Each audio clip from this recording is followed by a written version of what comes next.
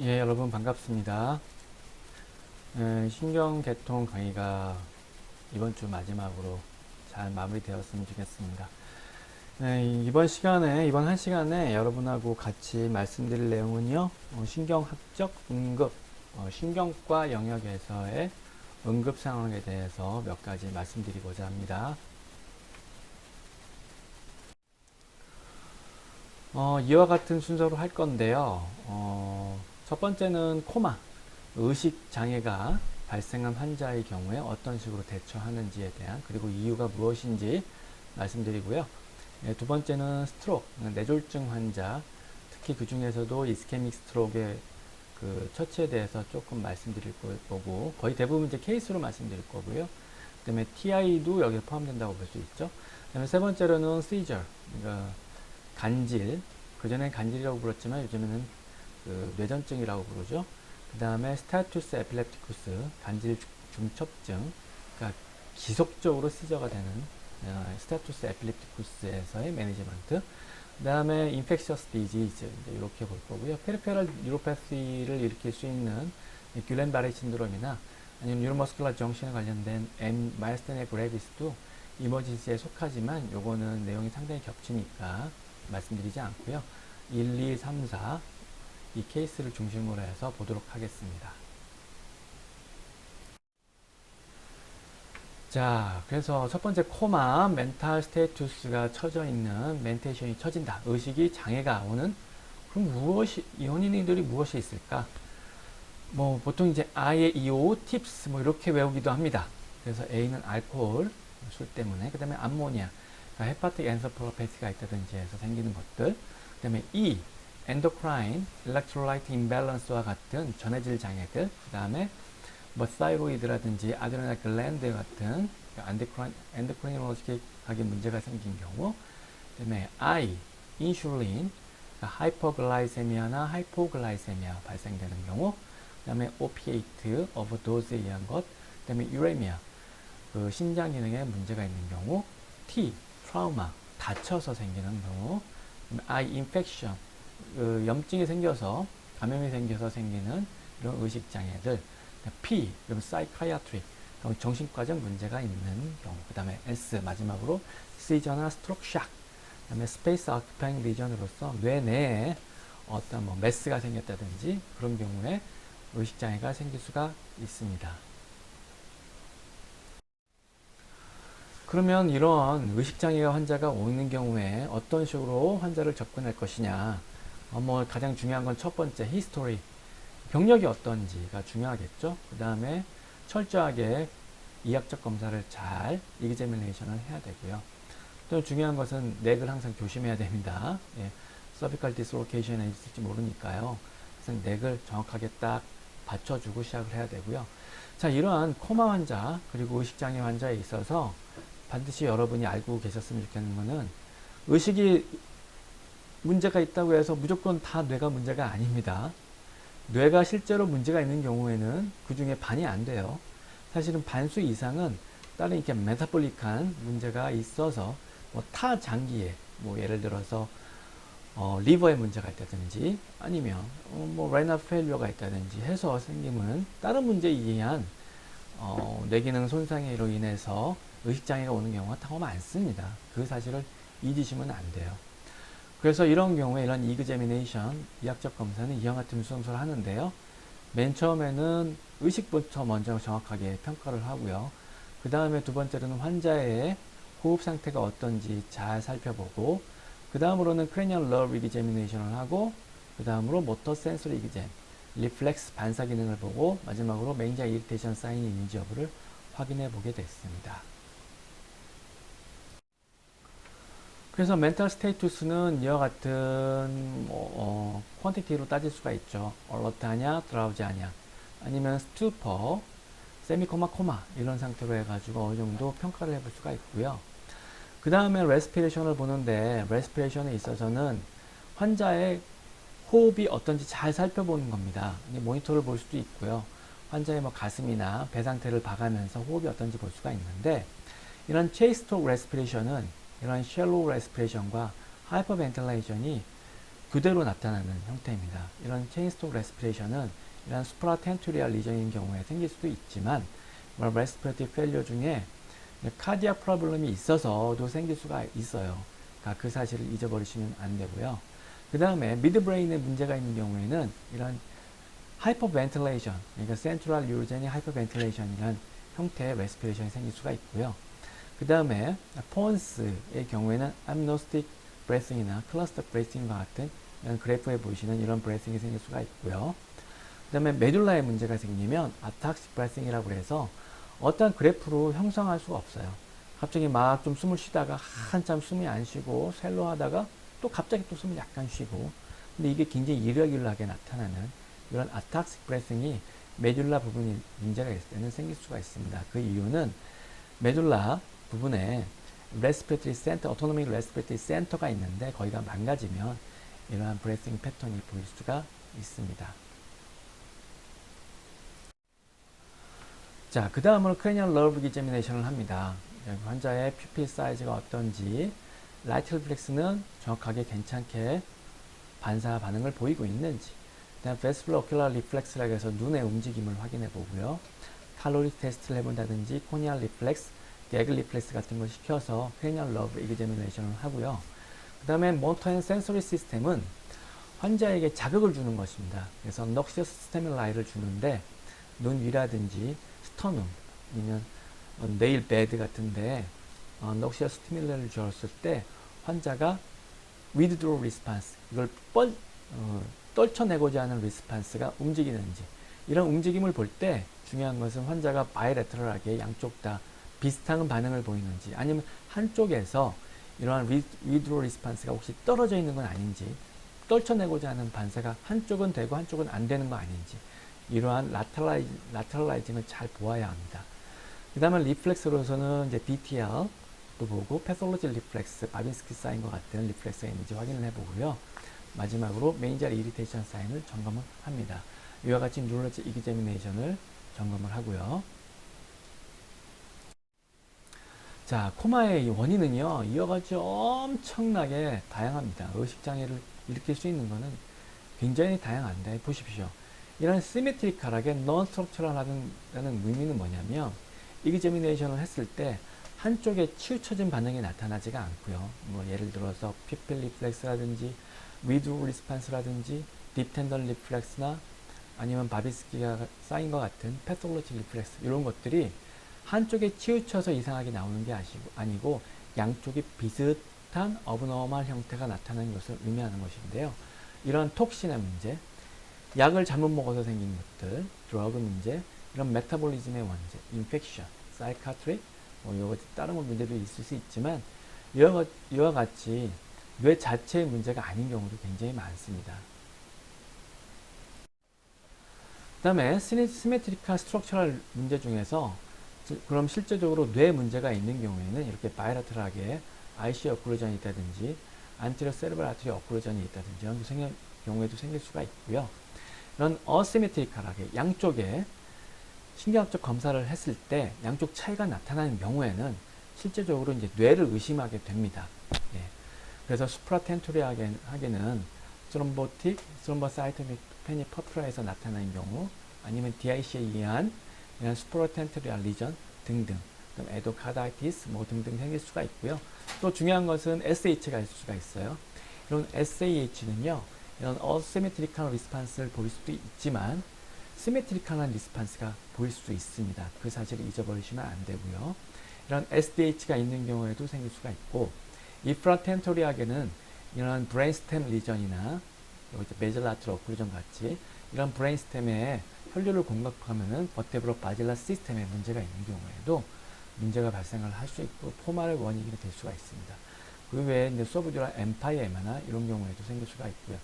이와 같이 수프라텐토리얼 리전, 그 다음에 어시메트리컬 스트럭처럴 리전이 생길 수가 있어서요.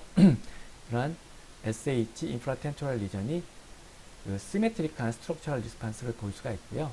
어시메트리컬 리스판스로 이런 수프라텐토리얼 리전과 함께 SDH, 그 다음에 서브듀럴 엠파이아마 이런 것들이 어시메트리컬 리스판스를 볼 수가 있습니다.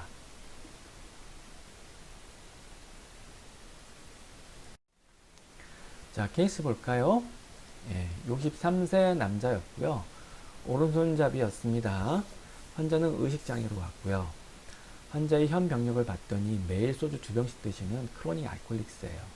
근데 오늘 오전에 공원에서 쓰러진 채 발견돼서 응급실로 실려온 겁니다. 그래서 바이탈 사인이 어떤가 봤더니 괜찮아요. 예, 열도 나지 않고 흡수도 괜찮고 블러드 프레셔도 다행히 괜찮고요. 하지만 의식은 굉장히 많이 처져 있고요. 호흡은 딥하게 레귤러하게 괜찮은 상태이고요. 근데 크레니얼 너브 펑션 테스트를 해봤더니 환자가 안진을 보이는 거예요. 눈을 딱 봤더니 안진이 어떤 식이냐, 다운빗으로 니스타그무스가 안진이 나타나고 있는 형태고요. 덜사인 피노미나는 네거티브 형태를 띠고 있었습니다. 환자의 위드로우 리스판스, 모터 앤 센서리 이기점을 해봤더니 괜찮았고요.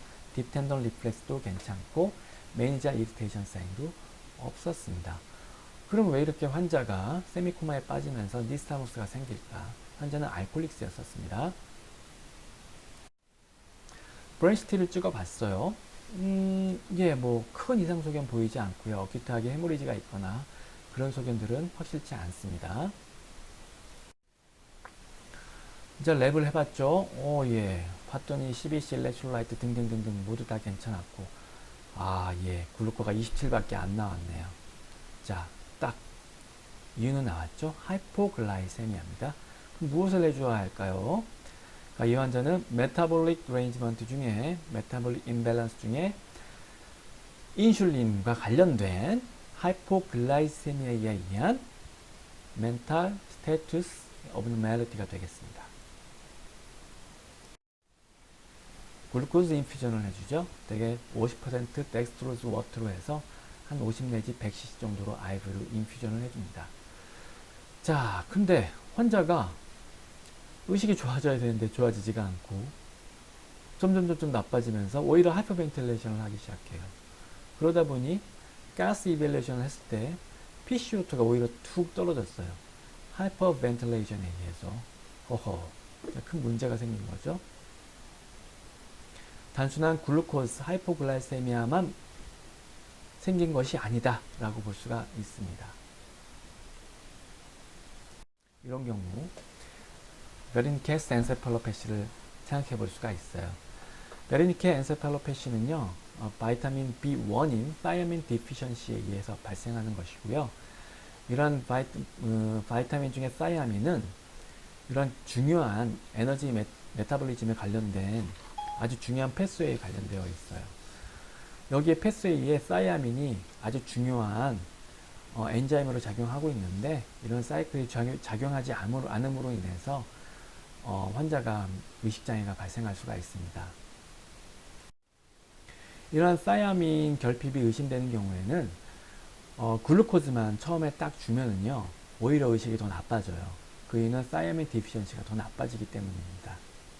자, 이러한 사이아민 디피션시가 지날수록 점점 메타볼리즘에 문제가 생기고 브레인에 뉴런이라든지 그레디언트에 문제가 생겨서 이러한 이데마가 생길 수가 있고요. 좀 더 심하면 완전히 셀 바디에 네코리스가 생겨서 이 리버서블한 스트럭처럴 데미지를 일으킬 수도 있는 아주 중요한 질환이 되겠습니다. 데인저러스한 질환이 되겠어요.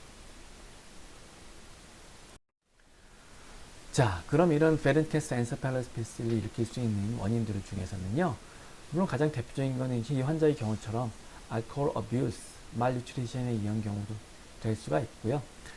드라이 트랙에 서저리를 받아서 제대로 사이멘 섭취가 안 되는 경우 등등, 바미팅, 크로닉 다이어리에 의해서 사이멘 섭취가 안 되는 등등 여러 가지 원인이 될 수가 있습니다.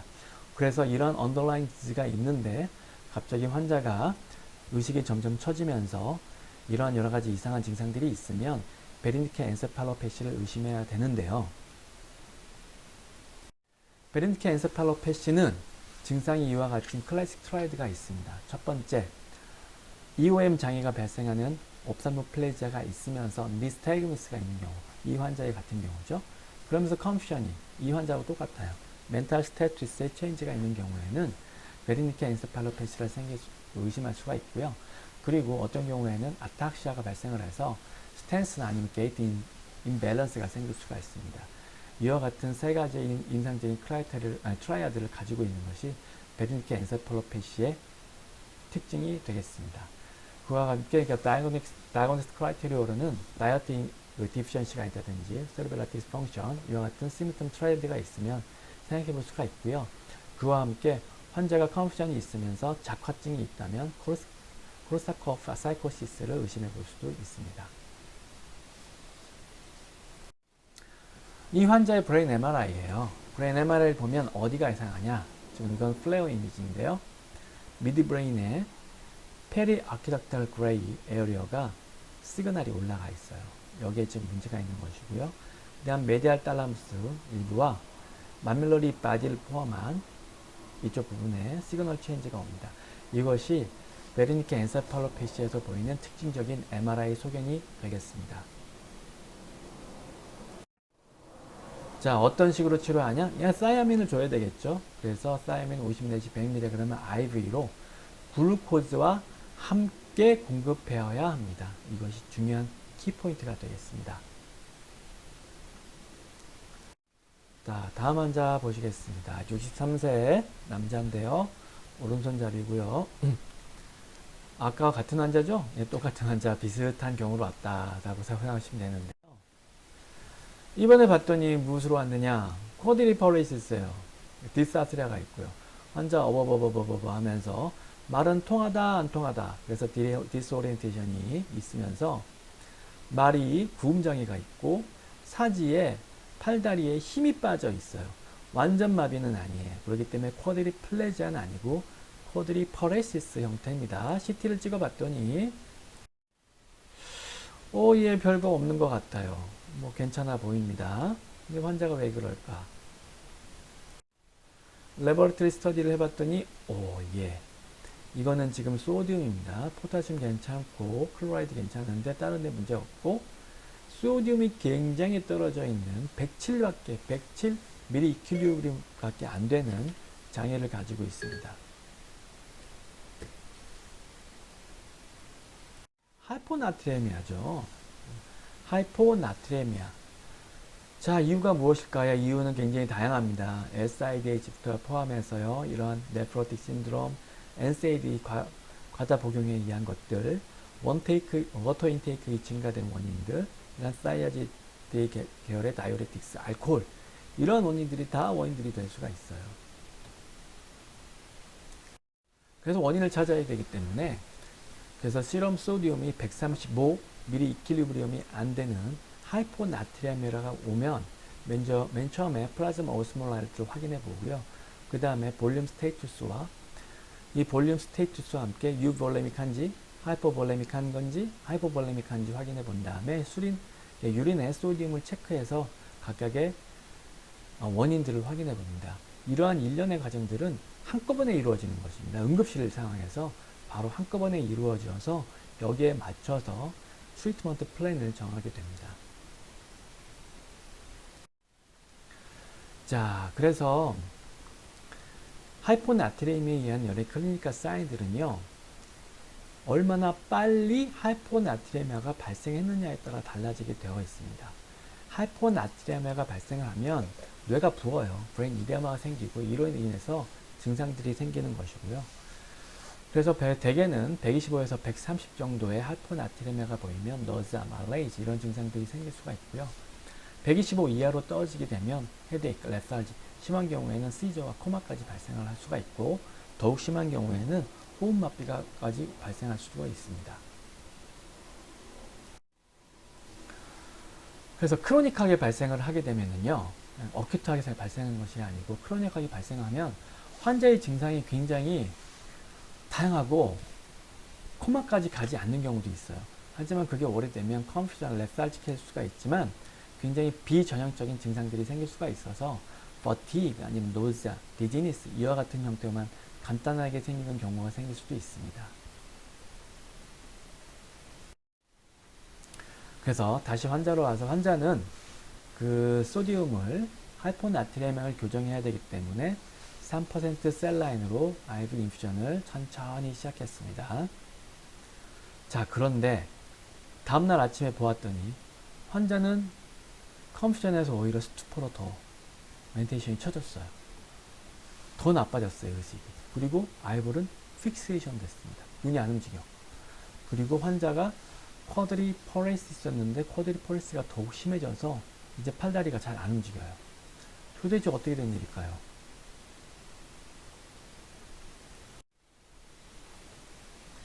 자, 하이포나트레미아를 교정할 때는요, 원칙이 있어요. 이 많은 것들을 한마디로 요약할 수가 있는데요. 천천히 교정해야 합니다. 너무 빨리 산파테스 셀라인이나 하이포토닉 셀라인을 너무 빨리 주면 빨리 교정이 돼서 문제가 발생할 수가 있어요. 그래서 하루에 8 이퀄리브리움 이상으로 교정하면 안 됩니다. 그리고 총 48시간 이내에 18mm 이퀄리브리움 이상 교정하면 안 되고요. 첫 번째 날은 특히 10 내지 12mm 이퀄리브리움 이상 교정하면 안 됩니다. 천천히 교정해 주어야 합니다. 아주 이런 시저나 코마와 같은 특별한 경우가 아니라면 천천히 교정해 주는 것이 원칙이 되겠습니다. 그 이유는 이와 같은 아주 무서운 ODS라는 병이 발생할 수 있기 때문입니다.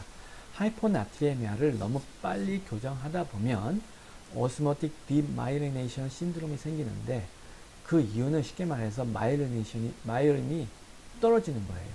너무 빨리 교정하다 보니 엑손을 둘러싸고 있는 마이올린 휘스에 데미지가 와서 이런 BBB 브레이크다운이라든지 이로 인해서 데미지가 와서 탈락이 되는 겁니다. 탈수초가 발생을 해요. 그래서 그 가장 대표적인 것은 폰스의 디마이올리네이션이 발생합니다. 그래서 그거를 CPM, Central Pontine Myelinosis라는 아주 심각한 병이 발생할 수가 있습니다. 그래서 이와 같은 증상이 생길 수가 있어요. 디스아스야, 디스파지아, 파킨슨이즘 이런 문제가 생길 수도 있지만 심각한 경우에는 락드인 신드롬이라든지 마이콜런스나 파라플레이자, 쿼드리퍼레시스 심한 경우에는 쿼드리플레이자가 지게 발생할 수가 있습니다. 이 환자의 경우에요. 자, 이게 보시면 폰스의 베이시스 폰티스를 포함한 여기 베이시스 폰티스의 코티코 벌바 트랙과 코티코 스파이널 트랙이 지나가고 여기 레티큘러 포메이션들이 있고 EOM에 관련된 아이볼 무브먼트에 관련된 아주 중요한 스트럭처가 다 몰려 있지 않습니까?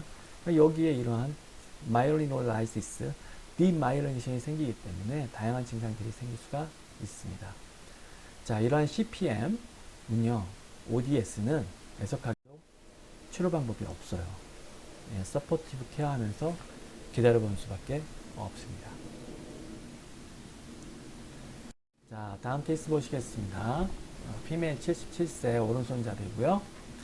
약 1시간 전에 발생한 왼쪽의 마비 증상으로 왔어요. 왼쪽 팔다리의 마비 증상으로 왔습니다.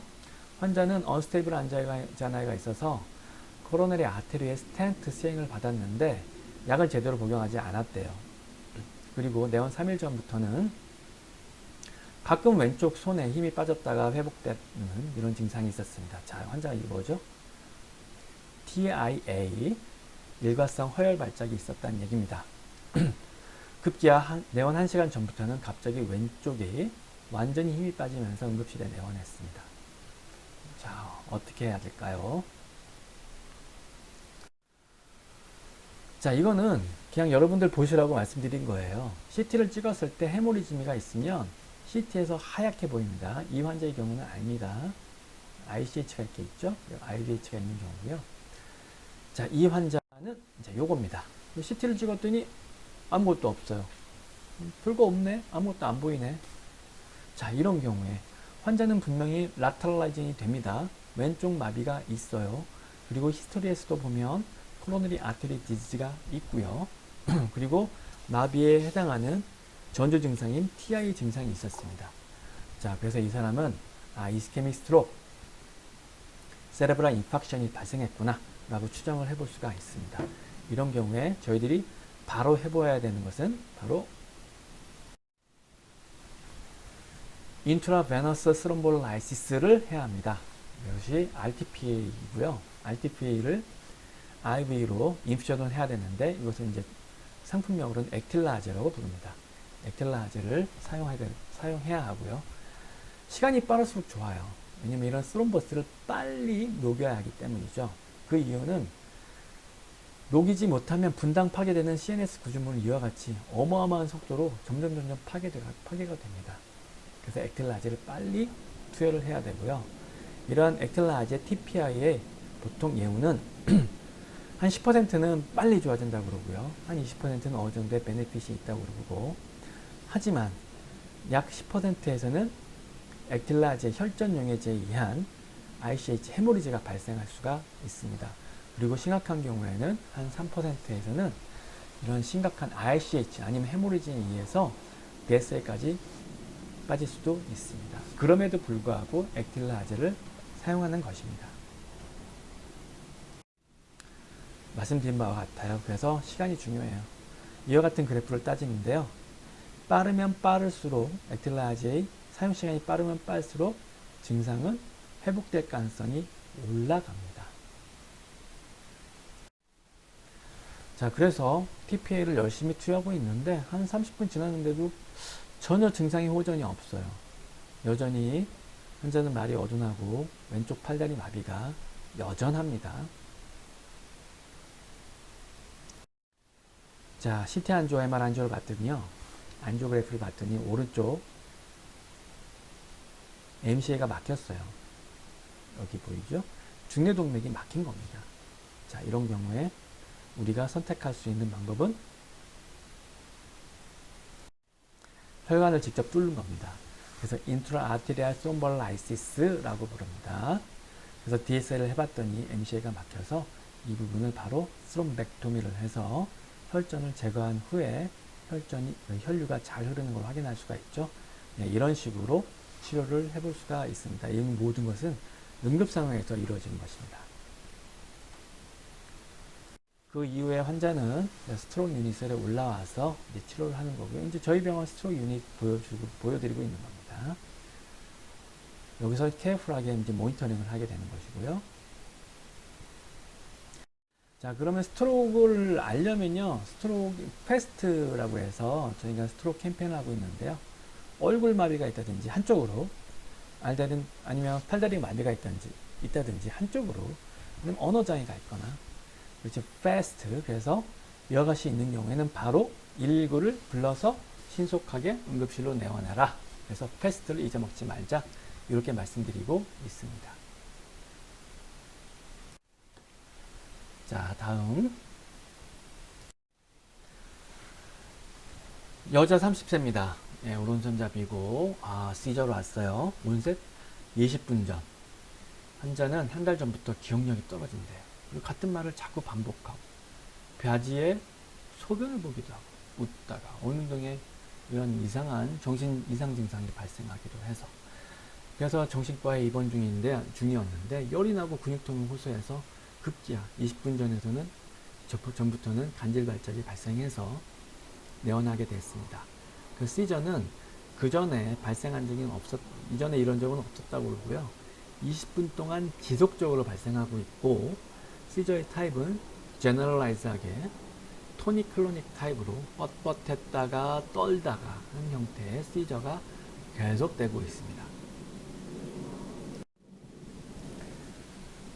메디컬 이머전시죠, 당연히 이런 경우에.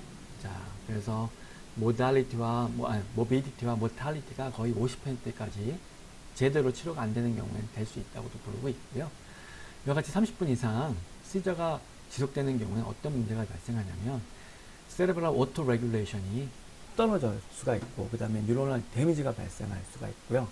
시스테믹하게 빠른 장기에까지 문제를 일으킬 수가 있기 때문에 빠른 처치가 필요합니다. 그렇지 않으면 이 리버서블한 비가역적인 뉴로널 데스라든지 뉴로널 데미지가 발생할 수가 있고요.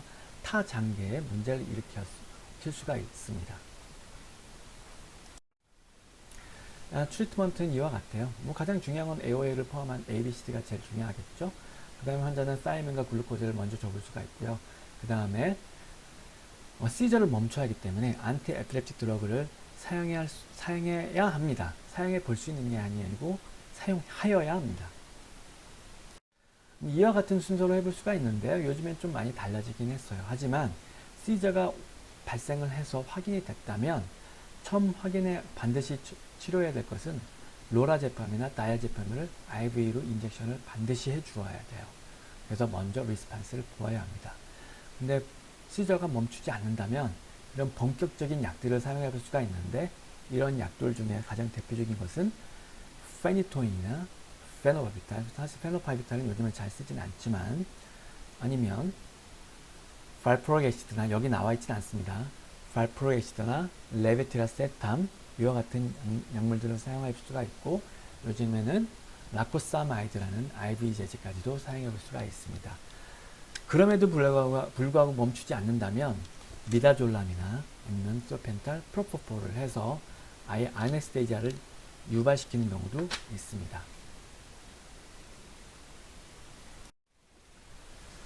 자, 이 환자의 경우에요. 그래서 환자는 아티반을 투여했는데도 멈추지 않아서 안티에필레틱 드러그에 있는 페니토닌을 투여하고 다행히 간질 발작은 멈추었습니다. 그리고 MRI를 찍어봤더니 레프트 메디알 템퍼럴 로브 쪽에서 뭐가 이상해요. 시그널이 변해 있습니다. 그래서 CSF 이그잼을 해봤더니 프레셔는 210으로 올라가 있습니다. 이거는 미스 타이핑입니다. 밀리미터 H2O 밀리미터 CSF가 되겠습니다. 그리고 WBC는 한 11 정도 올라가 있고요. 5 이하가 정상이죠. 올라가 있고, 프로틴은 121로 상승되어 있습니다. 마찬가지로. 그리고 바리셀라 조스터 바이러스 PCR 검사를 나갔더니 거기서 양성이 나왔고요. IgM도 양성이 나와서 어큐트하게 바리셀라 조스터가 침범한 바리셀라 조스터 타입의 엔세팔라이티스를 확진할 수가 있었습니다. 그래서 환자는 간시클로버 안티바이럴 드러그를 쓰고